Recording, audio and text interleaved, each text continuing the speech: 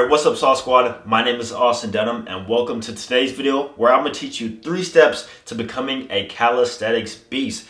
Now before we start, now I know that I'm shirtless and I don't have to do a talking video while being shirtless, but I feel like being shirtless helps me prove a point, alright? Because me and myself, I consider myself a calisthenics beast, a bodyweight bodybuilder, someone who has built muscle with calisthenics, and also somebody who can do calisthenics skills such as front lever planche, handstands, all the good stuff like that, alright? So take out a pen and pencil, whatever you have to do, and let's talk about these 3 steps to becoming a calisthenics beast, alright? Now before we start, I do want to let you know that I have my free ebook. It's my Calisthenics Beginner's Guide. 5 things you need to know before starting will be free down below in the description, alright? All you gotta do is type in your email, type in your name, and it will be sent directly to your inbox, alright?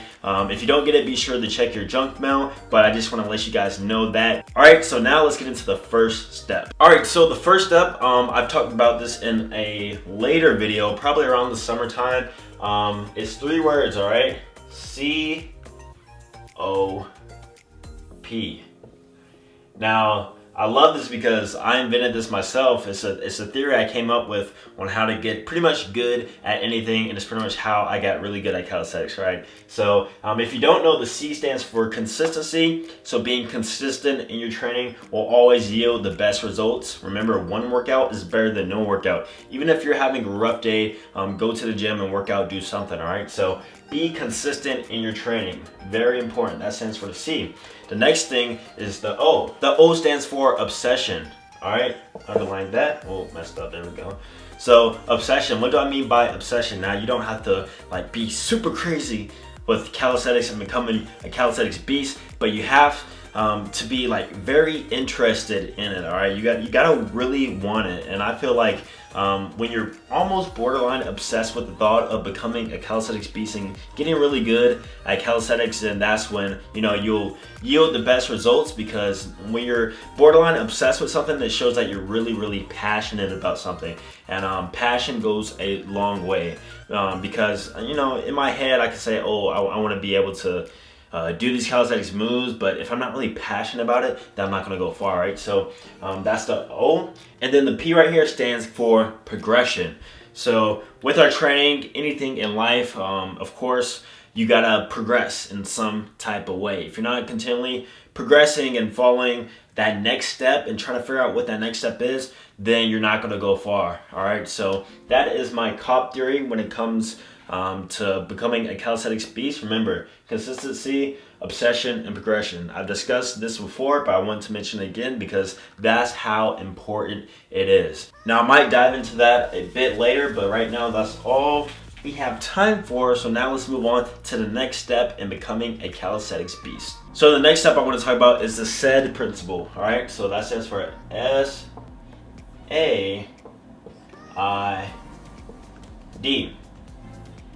And the SAID principle states that specific adaptations impose specific demands. Okay, so awesome. What does that mean? What does that, that's above my head. Well, let me put it in simple terms for you, all right?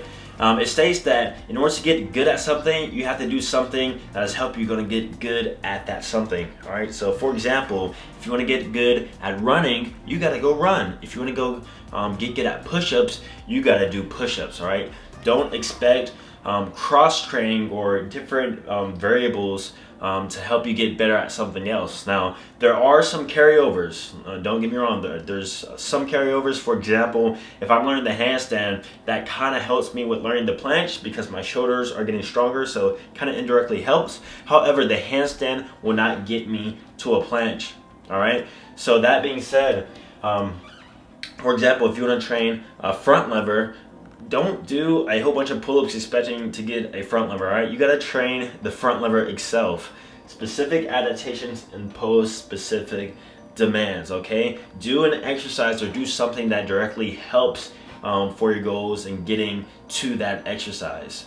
And truth be told, the reason why I've gotten so good at calisthenics skills a lot faster than a lot of people who've been training pretty much the same as long as me is because I've directly trained and I've been consistent with it, all right? So planche training before I work out, planche exercises, stuff like that. All right, so just keep that in mind. Set principle, very, very important for you and your goals. And the next step, the last step that I want you to take to become a calisthenics beast, is to start your training smart. All right, even if you started training already, figure out what you can do better, how you can make your training smarter. All right, we don't want to go just in the gym blindly and do, you know, whatever we're doing. All right, so actually dissect your training program and see where you can improve it, and of course start smart. And that being said, if you're a beginner, you definitely want to start smart when it comes to skill training and learning calisthenics as a whole, because you don't want to injure yourself. You want to make sure you have the correct knowledge and the research before you actually go in the gym and start your training. That's what my channel is for, and also, once again, that is what my free ebook is for, which is down below. 5 action steps you need to start doing right now to make your training even better, whether you're a beginner, intermediate, or advanced. All right, so definitely be sure to start smart, and if you're not starting smart, adjust your program and start training smart. All right, so yeah, those are the 3 action steps to becoming a calisthenics beast. Remember the COP theory: consistency, obsession, progression; the SAID principle: specific adaptations impose specific demands; and of course, start smart and you know, adjust your training if you need to.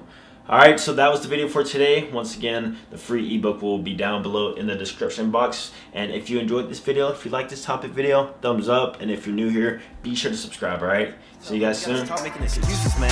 You gotta pull up or shut up. Pull up or shut up. You gotta pull up or shut up. Pull up or shut up. You gotta